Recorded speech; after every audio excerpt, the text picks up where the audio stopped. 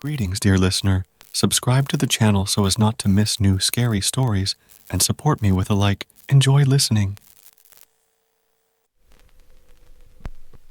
At the beginning of this year, our entire region was without electricity for about a month in winter. A little away from the city, everything, at least as far as the eye can see. The nights are long, dark. The sun will appear in the sky for an hour and disappear for a day. Who would want to walk around in the dark except all sorts of evil spirits? But a city dweller cannot understand this. I didn't understand either, until I visited a village on the outskirts in winter, where there was no internet, no communications, no light. It so happened that we, a team of electricians, were sent to restore electricity, and all this happened on those same holiday days. On the 3rd of January we were already shaking on the road. They thought they were getting a light business trip. We'll come. We'll pull the wires and chow cocoa. Where is it? I will say one thing. For work, I will no longer go to the districts at gunpoint. Well, how can you not bring a couple of stories from the wilderness? We saw enough of everyone. Spent the night wherever we had to. Today in one village, tomorrow in another, where the night will overtake. We had a good time that day and reached the village before dark. While they were settling in for the night, I decided to ask the granny, "Well, Granny, do you have a large village nearby, and where from?" The hostess muttered, "You have to work in the village, but now everyone has moved to the city. There is no one to work. And what? Are there any young people left at all? We old people are living out their lives, and that's all. Just like that and no one. What do you want to ask about? Are you speaking directly?" The old lady smiled. "We met a tractor driver in the forest. Fedora. You saw it, then," she said thoughtfully. "Well, Fyodor was left here alone. Where is he from? Who knows, in terms of, where does he live? He lives somewhere, but no one knows where. So it turns out that he lives everywhere. I don't understand anything. Is he local? What a local? We are all here temporarily, but he has always been and will be here. Grandma, what is he? Not a human. Who knows? He looks like a person, but no one knows who he really is. Some say it's the devil, and some call it something else. Some call it a devil. We somehow felt uneasy. Where did he take you for a ride?" Granny became interested. We explained and showed where and in what places we met Fedor. "The place is swampy. You need to know the paths. Apparently he was watching you and decided to help." The old woman drawled. "What the hell is he if he gave us a lift?" I asked. "Damn it, I would drown it. Nobody knows. Sometimes someone will think the devil, and sometimes they will help. You don't know what to expect from him, and sometimes there is only hope for him." I was lost in the forest, and this is how it was. I went in the summer when I was younger to pick mushrooms. Since lunch, things have been so crazy that I think, let me go, I'll be back before the wolves. So I just went around that swamp. I didn't go to the swamp. Nobody went there. The place is bad. There was a village there for about 50 years, about 15 yards. Yes, one day everything went underwater. It's like before lunch there is a village, but after lunch there is nothing. Those who have been there say that at dawn in clear weather you can still see the rooftops of the houses. Only there is never clear weather, always foggy. So I got lost, and the sun is setting towards evening, and the place nearby is scary. I wish I could go to at least one of the villages, my own or a neighboring one. I'll spend the night there, whatever happens. I got lost, like the devil holds me by the leg and doesn't let me go. It's like I'm walking in circles." She mentally asked herself, "Fyodor, take me out of here." And step by step, and I look around the bend, the road to the house has laid itself out. Then I let it go. It's already the last house, and it's getting evening, and on the road I see, it looks like some kind of figure, black, very large. Looks like a man, in a black cloak and a black hat. You can see the face. It's as if it doesn't exist or is covered with something white. He got up and didn't move. Where should I go? Back to the forest, to the swamp, and it's scary ahead. I feel it's not a person standing there. I remembered how my grandmother taught.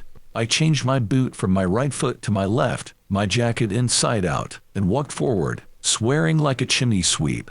And the figure in front seemed to become transparent and disappeared so much that I still ask myself whether it was just my imagination. We fell asleep immediately. Fatigue made itself felt. We got it done in a day. At night we woke up. Someone seemed to be dragging a chain along the road. There was some clinking noise. We went out into the street. There was no one. We were shining a flashlight into the darkness. Silence. We entered the house, and again it looked like someone was playing around. And then Vitka points his finger at the window, but he himself cannot say anything out of fear. We looked out the window, and there seemed to be two burning eyes looking at us. Galurka whispers like this: "Have the wolves entered the village? Fool, you wolves! Where have you seen such wolves standing around looking out the windows?"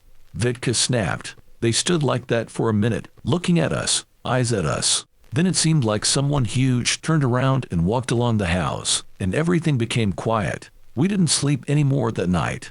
We couldn't get teeth into each other out of fear. Now I think, eyes and eyes. But then at night in the hut in the middle of the forest it was very scary. The next morning to our grandmother, they say, "What is it, and what? Did you come to check? Did you get home? Didn't you drown? Hang in there, guys. Fyodor will accompany you now." This is normal advice. We felt uneasy again. But we have to work. There's nowhere to go. We said goodbye to Grandma. Then our equipment arrived, and we moved on. We never met Fedor again, but there was more. A couple of times we spent the night in the forest, where it was dark. You won't fall asleep right away. While you're nestling in, you'll start talking, and that evening it was generally uncomfortable. We stopped near an abandoned village. All that was left of it was a couple of houses, and some kind of barn or barn. It was getting dark as we began to settle down for the night.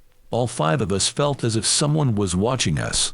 Everyone probably thought to themselves that Fyodor was keeping an eye on him, but he didn't say so. It wasn't scary, but somehow unpleasant, they say. And besides, since this Fedor helped us once, he's probably not evil. Just this: he used to calmly watch, but now it's like he's staring at the back without blinking.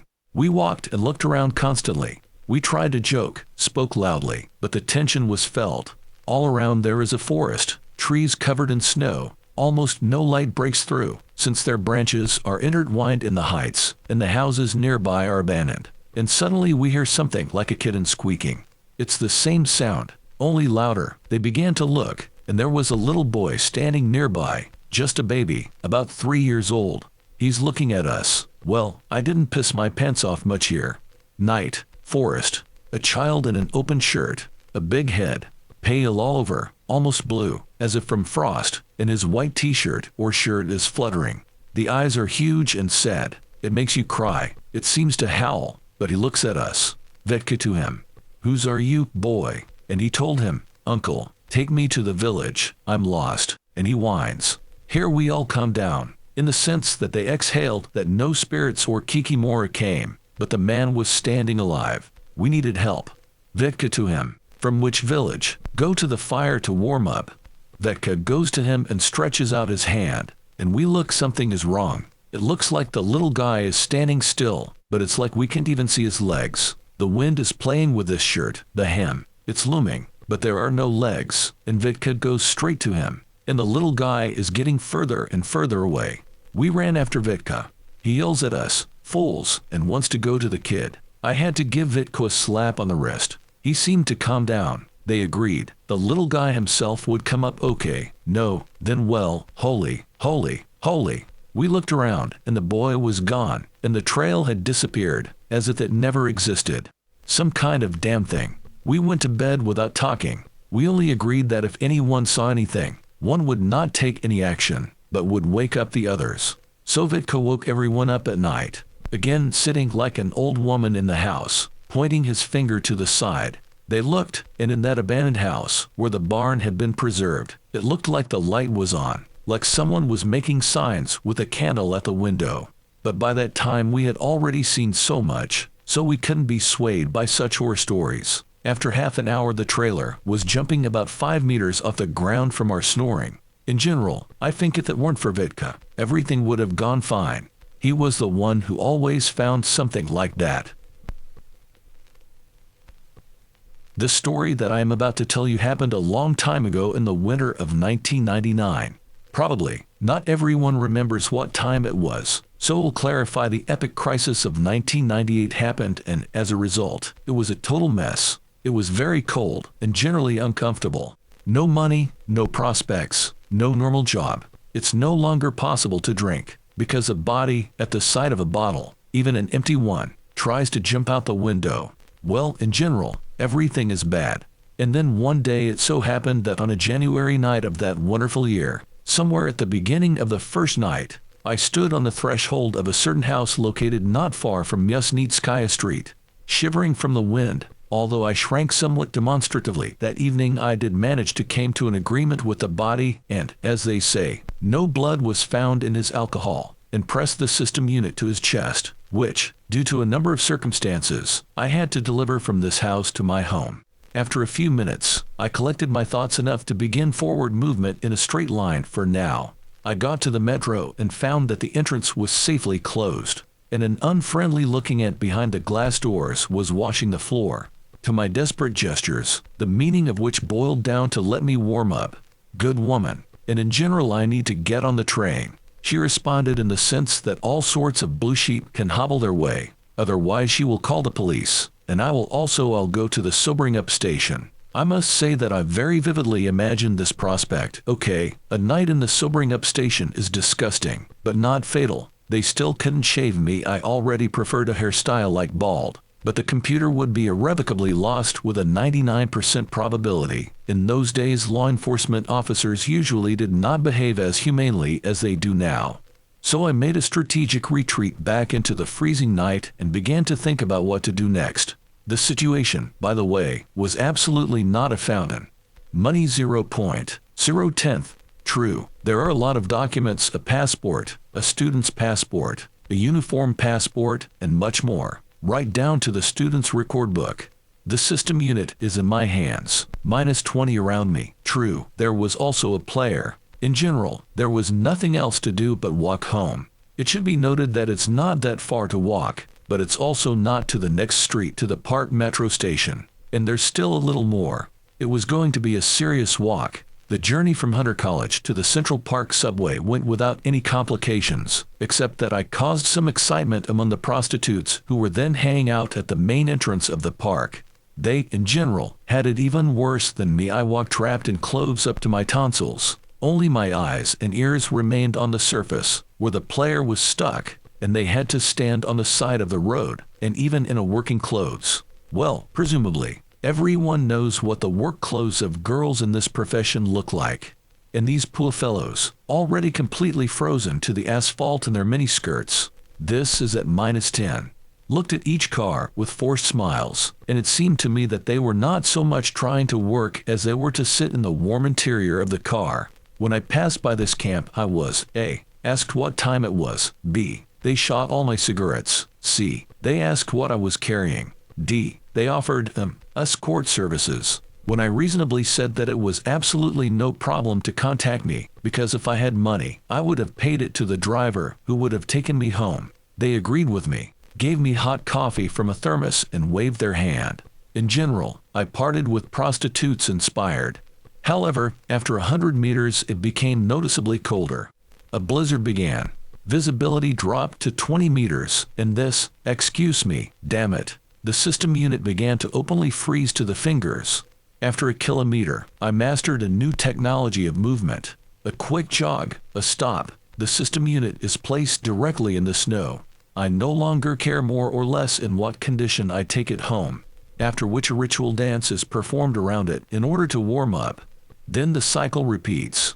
Let me remind you that I was walking in the player. However, problems gradually began with it. The fact is that the wires from the clip-on headphones froze, and when I tried to turn my head, they began to swing around, reminiscent of the antennae of some alien poorly adapted to winter. So in the future, I stopped turning my head to the sides and focused entirely on walking. As I approached the subway, my nirvana was rudely interrupted by a hand that landed on my shoulder from behind. By that time, I was so numb that I was unable to quickly and adequately react to such irritants that were not included in the evening's program. So I simply slowly turned around and found in front of me very strong-built policemen with machine guns at the ready. Shouting over the noise of the wind, they conveyed to my consciousness that they would be glad if I could tell them what exactly I was doing at night with an obscure box in my hands on a winter Moscow street. Maybe I'm the enemy. In principle, I guessed that a similar situation could take place. So in addition to an impressive supply of documents, without which I didn't go out at all. That's what it looks like. I also had a warranty passport for this system unit. But the law enforcement officers treated him rather coolly, since they had a vague idea of what he was talking about, and asked me to unbutton my jacket to see if I had anything wrong with me. The youngest of them was especially embarrassed by the sight of two headphones dangling in the air like antennas. Considering the prevailing weather conditions at that time, I didn't really want to unbutton, but the situation, as they say, obliged. After a quick check of my inner pockets, player, CD, student credit card, a bunch of documents, only there was no birth certificate, and an almost empty pack of cigarettes, the police turned their attention to the system unit. In principle, I can understand them. Their task is to make sure that everything is fine. And here some very lean young man with a sour appearance the size of a small closet is carrying a piece of a computer. At night, in winter New York, it's rare that a normal person would decide to undertake such a feat without a good reason. The police thought and decided to see, how does this intricate thing, that is, the system unit, even disassemble? Maybe there is something unexpected inside. When it dawned on me that they would now cheerfully sign me up to disassemble the system unit, I was sincerely upset. Well, I think it's clear why. Snow, wind, and all that. When I tried to convey this idea to the audience, they cheerfully responded that, like, everything is fine. Everyone has plenty of time, because I'm walking anyway, and in general, you can always get into a patrol car.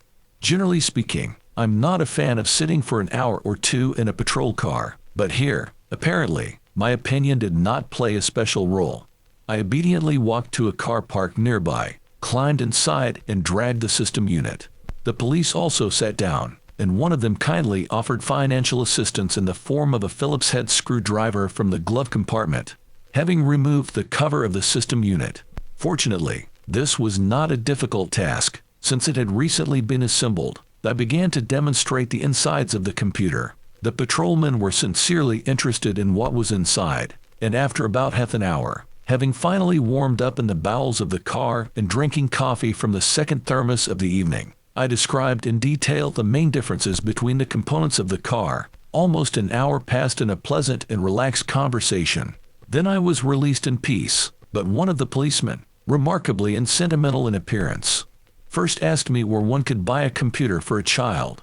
I honestly gave him the coordinates of a company that was friendly to me in those days and left into the night and snow. True, I must note that by that time it was not so disgusting it was possible to walk without getting a shovel full of snow in your face with every gust of wind, which in itself was a great. But unfortunately, this did not make it any more comfortable to drag the system unit. Near the Franklin St. Metro station, I slipped and cheerfully galloped about 5 meters on my butt, clutching the system unit to my chest and praying not to drop it. According to the law of meanness, these manipulations were watched with interest by another group of police officers sitting in a car parked on the sidewalk about 5 meters from me. But they were clearly busy in the back seat of the car. A friend was clearly visible, who was simply squashed in sausage. His intoxication was no longer a state of his body, but a characteristic of his personality. Therefore, hanging his head out of the car window, he sluggishly tried to get out, poorly understanding where he actually was. The futility of his attempts, his face broken on the asphalt that suddenly chumped, and a bored policeman who was writing something while sitting in the front seat, created a rather surreal picture, into which I, by the way, fit very harmoniously, driving past on, excuse me, my ass, with a system unit in hand. In general, the policemen obviously became lazy about getting out of the car and finding out what kind of merry comrades were rolling past on their butts, so they didn't even check my documents. Although when I was already going further into the snow, they illuminated me with high beams and for some time clearly looked at it. The end of my journey was already near. I successfully overcame the boredom-stunned private traders near the metro. Slobber, dear, I'll take you cheaply.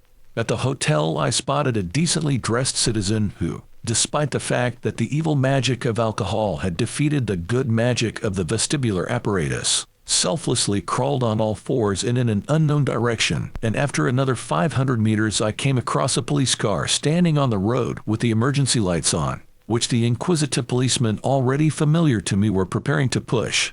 They saw me, were delighted as if they were their own, Remember, there wasn't a soul on the street at all. There weren't even cars driving along the street. And signed me to work as a pusher. I put the system unit in the snow. The policeman and I rested against the trike. The second guard got behind the wheel, and after 10 meters the engine started working.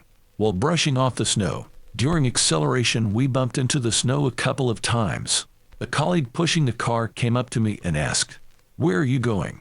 Exactly 10 minutes later, I was already stomping around in the hallway of my house, trying not to cover at least the mezzanine with snow from my clothes. They drove me to the entrance with flashing lights and even wished me good night. I placed the system unit in the bathroom so that the melted water would flow out of it and crawled to bed with a clear conscience. And the funniest thing in this story is that the computer did not break. My friends told me this story.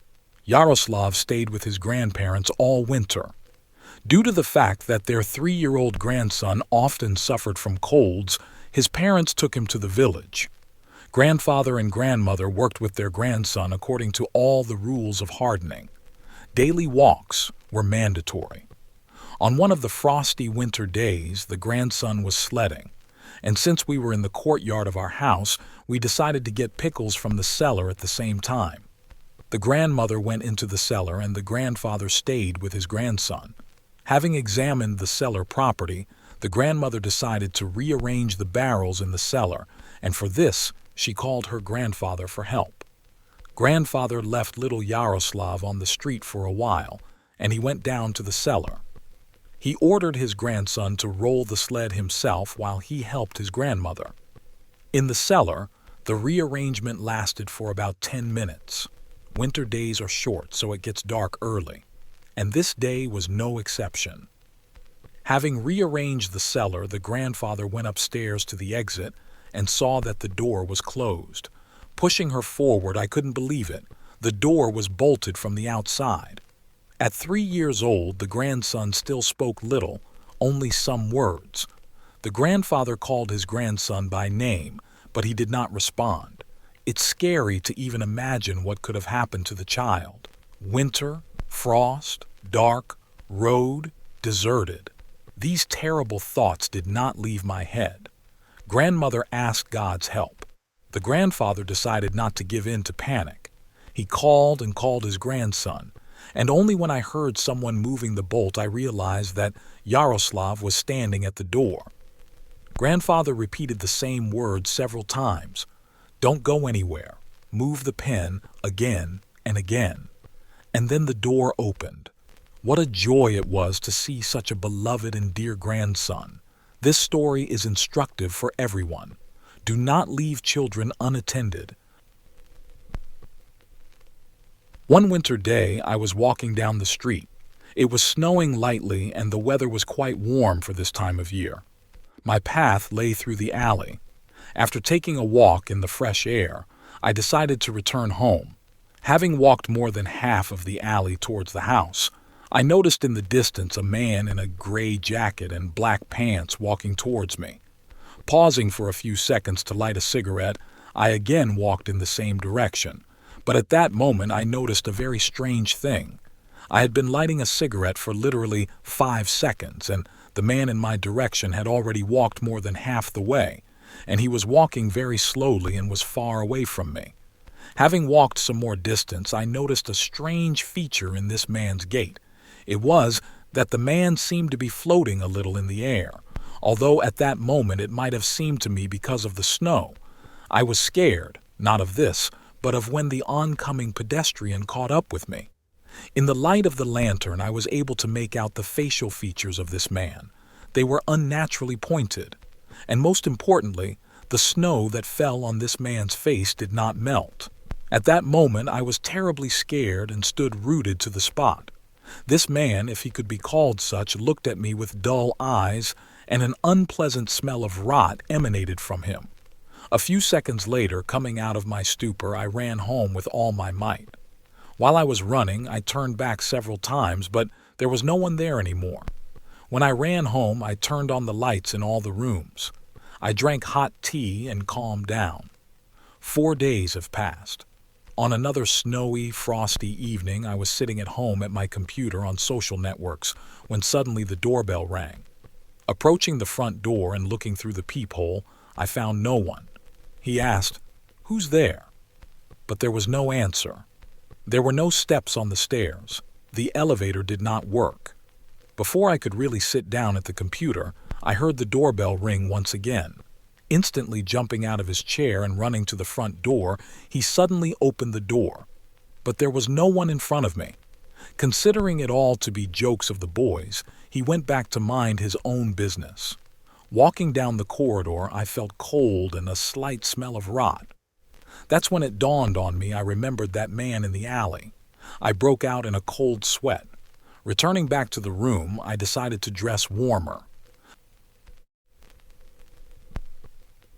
The moment I turned to face the mirror, I saw in him that same rogue, only this time he looked like a real dead man. The skin on his face was peeling off in patches, and his eyes were sunken. At that moment, I rushed to the exit, simultaneously grabbing a jacket from the hallway hanger. I spent the night with a friend and went home the next morning. Approaching closer to the house, I saw a police squad and an ambulance. I asked the head of the house what happened, and she told me something that made my hair stand on end. A neighbor lived on the same site. I often talked to him, and at one point he disappeared. So I decided to go to him and ask him what was going on, but no one opened the door, and there was a bad smell near the door. Then I called the police so that the door would be opened. When they opened the door, a terrible smell of rotting hit my nose. His neighbor was found dead in a chair. During the time he stayed in the apartment, he had deteriorated greatly. His eyes were already sunken, and his skin was practically sliding off in rags. In general, they buried him in a closed coffin.